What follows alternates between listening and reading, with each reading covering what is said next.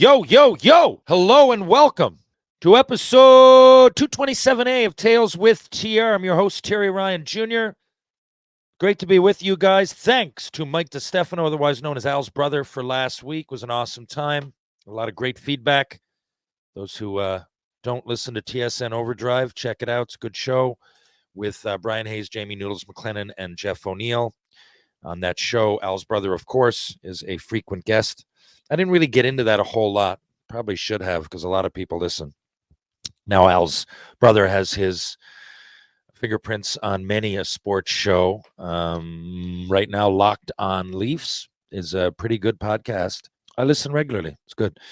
And Al's brother was like I mentioned, the host of Leafs Lunch for a couple of years. Anyway, always good to have a chat with a good guy and up and coming broadcasting sports journalist, whatever you want to call it. Thanks again. And 227B is going to feature one-time guest Curtis Gabriel, ex-NHLer. See what Curtis is up to and get his take on some recent hockey moves. Okay. ATR, what's more surprising to you?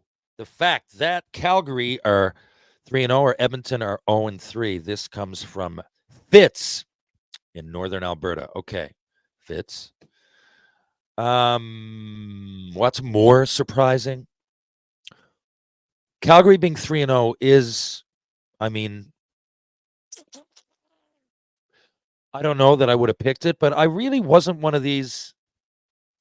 Like a lot of people like Calgary finishing last overall. I don't know. I don't put them there with the bottom dwellers. I think last year was an off year. Probably, it was a telling year. They clearly weren't as good as they thought they were going to be. But, there was they've got a decent amount of talent there. And elephant in the room, I suppose, if you're a Calgary fan, Jonathan Huberdeau has underachieved, to say the least, the last couple of years. Here's a Hart Trophy candidate, one of the most graceful players I can say to watch in Florida. What a passer. And really complimented his line mates well down in the southern USA. I don't know if it was that he loved the sun or the atmosphere or less pressure, but he went to Calgary and took a real hit. I mean, this guy went from 120 points almost, I think, to like 55 or 56. I think it was the biggest drop-off ever, right? So, and he's in his prime, or at least close to. Huberdeau isn't like 45 years old. So for me, I just think, now it's early, but I really do think that he's going to have at least a better season than the last couple, at the very least, because he's better than that.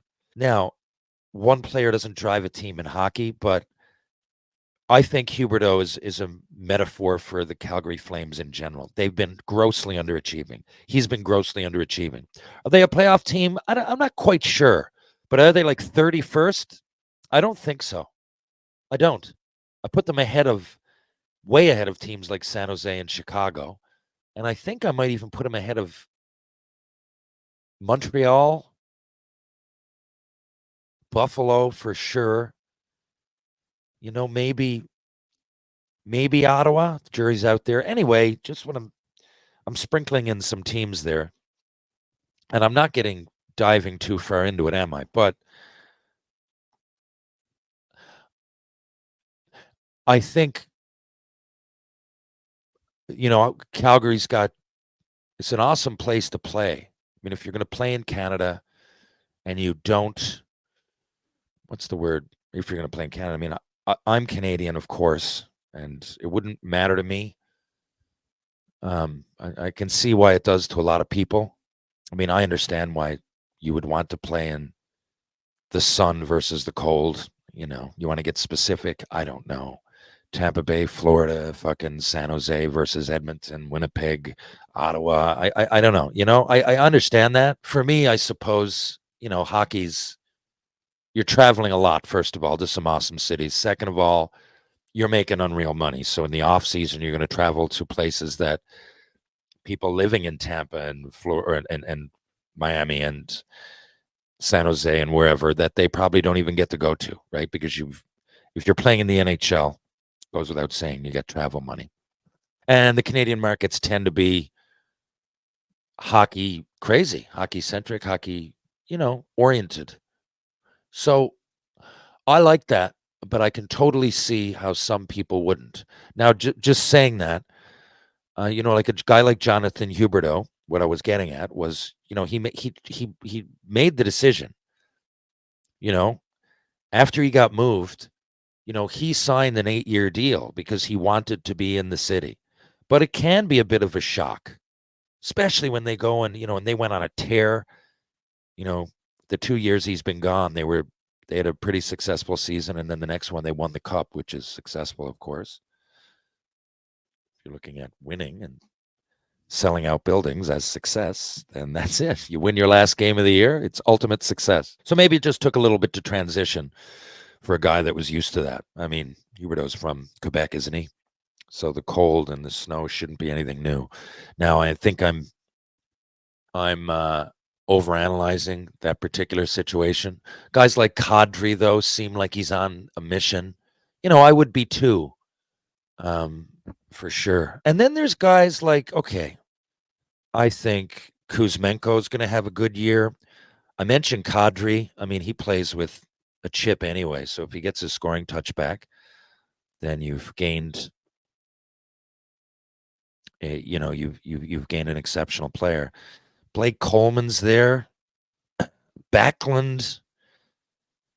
A lot of guys with something to prove. Anthony Mantha definitely has something to prove, right? And then you get guys like someone, um, huffed at the fact that Tyson Barrie's there. Yeah, but he's an NHL veteran, though, right? And he can make that pass. I know that there are definitely holes in Tyson Barrie's game, but you got Uyghur, who's upper class for sure. I mean, Uyghur is a very solid defenseman that is underrated offensively and very good defensively. I can go down their whole lineup, but I just think they underachieved last year. Did I think they were going to be 3-0? Probably not, but it's only 3 games. 10-0, then I'd be like, what the fuck? Or like 9-1 or some shit. Now, the Oilers, to answer your question, I'm more surprised by that. Now, given the fact that they went so late, I mean, they basically played into July, right in the off season. McDavid got married. That's a thing, right? Their best player and the best player in the league got married. And I'm not saying that it's a bad thing to get married at all. I'm saying, it's just a world of extremes. You're pulling and you saw Connor McDavid speak. At least most of you probably did. I mean, it's going to be part of that new documentary. I forget what it's called. We've all seen the clips on TikTok, on social media, Instagram, whatever. And the guy was, I mean, making the Stanley Cup final is filled with, it's a roller coaster ride of emotion. And the team chemistry is up and down, and especially the Oilers. Right back to a year ago, they started 2-9-1, and then lost in Game 7. Would have been the only team to come back from 3 games down ever. And have that right there. And for a guy like McDavid and Draisaitl, McDavid, wanted to be up there with the best players ever. Well, you got to win one. It'll always be, oh, God, he didn't win one, right? Every major player that you're talking about on Mount Rushmore has won at least the Stanley Cup, right? Think about it. Ovechkin's about to break Gretzky's record. If he didn't have a Stanley Cup, there would be a little bit, not an asterisk, but you'd say, yeah, he could score, but he never really did lead a team to. Now, he's been playing, 22 fucking years? He's only got 1 cup, but he's got it. There's 32 teams, man. It's hard. He's got it. So for a guy like McDavid to be right there, knowing that to be considered up there, like I said, on the Mount Rushmore, you probably have to win one. You might say there's way more teams now. I always do. Of course, it's easy for Rocket Richard and 6 teams, Gordie Howe and these guys to have multiple cups. But in our time, there's 32 fucking teams. Now, didn't stop Crosby, though, did it? Right? Didn't stop Ovechkin. Crosby's got 3, right? Even guys that are not quite generational, but right there. Patrick Kane, you might argue, is the best American ever. Are we talking generational? Maybe. He's right on that precipice. He's on the cusp. But he's got a few, right? I believe Chicago's got 2 or 3, right? Like, think of any major player, obviously Gretzky or Lemieux. Then you get guys like Like, people know Eric Lindros doesn't have a cup. But if you look back, he got Philly to game fucking 7 in the Stanley Cup final. He was MVP that year. Now, he didn't get a cup, but he did everything in his power to bring it to Philadelphia for team glory, personal glory, legendary status. He didn't get it done, right? And now you remember Eric Lindros as a fucking Hall of Famer, someone like me that was a kid and remembers watching him play. I mean, it's impossible not to put him, I think, in the top 10 players ever. You might think a lot of people are going to laugh at that, man, but go back and look. Go back and look. And while we're on the topic of Lindros, 1991, I'll have you remember, he was a junior. He didn't play one game in the NHL yet. 1991, and he played in the Canada Cup as one of their best players. Think about that. We're talking about, is Bedard going to be on Canada and the Four Nations Cup? Is Bedard going to be there in the Olympics next year? And who knows? Bedard's a gifted player, generational, possibly, definitely was in junior. And we're waiting to see, and the odds are probably that he's going to be ultra dynamic and one of the best, of his era. But he's not where Eric Lindros was. Eric Lindros, again, look back, Team Canada with Wayne Gretzky. I don't think Lemieux played that one. I think he was hurt with like cancer or something. Lemieux ran into some crazy, crazy setbacks. Look into that. He was playing on Team Canada with the best players around. Messier. Yzerman wasn't there either for some reason. Dougie Gilmore, fuck. I don't know. Who was there, the goalies? Brodeur, Waugh. The best players. It was the Canada fucking Cup. We don't have it anymore. If you don't know what I'm talking about, just look back. 1987 Canada Cup's my favorite. Mario Lemieux scoring the winner. Lemieux from Gretzky. What a call. And Howard Chuck, rest in peace. Anyway, he played in the 91 fucking Canada Cup, and he did not play in the NHL. He was a junior player. He was 18, turning 19, I believe, and fucking was a force, ran people over, scored goals, set up. He wasn't quite as shifty, and he didn't look as skilled as the other guys because he was so bullish. But that just added to his, I think, ability, because he was underrated that way. Like, if there was no hitting, he still would have been one of the best. I mean, like I said, he won the scoring that year. He tied for it, I think, with Jagger. I think he might add more goals, whatever it was. I forget. But, he could score any way you wanted to. If there was no hitting, Eric Lindros still would have been one of the best players. With hitting, he was just unstoppable at times. But anyway, God, do I get off track. Point being, for a guy like McDavid, there's ups, there's downs, all that pressure, and then to get married and come back. I mean, they were playing till July, right? They went back to camp at the end of September. It's 2 full months. It's really all they had. And are they really full months, man? You take a couple weeks and then you start training, or else you're going to lose it, So there's a lot going on. And if you looked at the Oilers' games here so far, they haven't been playing very intense. They're far from the team that's playing in the playoffs. And guys like Zach Hyman, Connor Brown is their best player right now. But guys like Zach Hyman, you know that there's more coming. I don't think his 54 goals were a one-off. I don't. And I think he'd get 30-plus with no McDavid or Draisaitl. I think he'd get that in San Jose. I really do. I'm more surprised by the 0-3 Oilers. I don't think it's going to last, though. I really don't. So surprised is one thing. It's very of the moment, though. It's in a box. I think Calgary, I think Edmonton, it's going to sort itself out. I don't think Calgary are going to finish realistically. Well, obviously, they're going to lose games, but right now they're top their division. I don't think that's going to happen. I don't think Edmonton's going to be at the bottom. But Calgary, I think, are going to be somewhere near the they're going to be on the outside looking in, but I don't think it's as far away as people think. Like, I do not think they're the 31st or whatever they're rated team in the league. And I don't think there's many spots in that division to be up for grabs. So I'm not saying that they're going to waltz into the playoffs. I just don't think they're going to be as bad as people think. And I think that Jonathan Huberdeau is going to have a better year than people think. And by extension, the other guys I mentioned. Huberdeau needs it, though. Anyway, that's my take. I think all of the Oilers are going to make out just fine.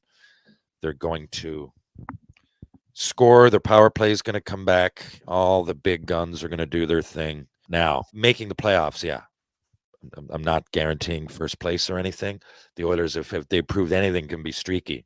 Remember, last year after the 2-9-1 start, they set an NHL record, I think, with 16 or 17 wins in a row, right? And then they lost like 5. Like, the Oilers can be streaky. We know that. So, anyway, I hope that answers your question.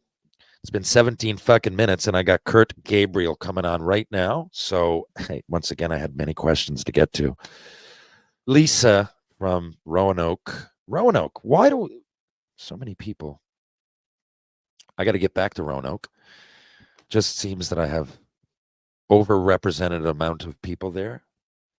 In relative terms, I often get, and not just listeners, I get like letters from people from Roanoke. Roanoke, of course, is in West Virginia, right? Jesus, I want to be right on this. Roanoke. Yes. Oh, in Virginia. Now, I've been to Roanoke many times. It is a hockey town. They've had many. Okay, what do they got? Now they're in the Southern Professional League, and they're the Roanoke Rail Yard Dogs. Honestly, I didn't realize that.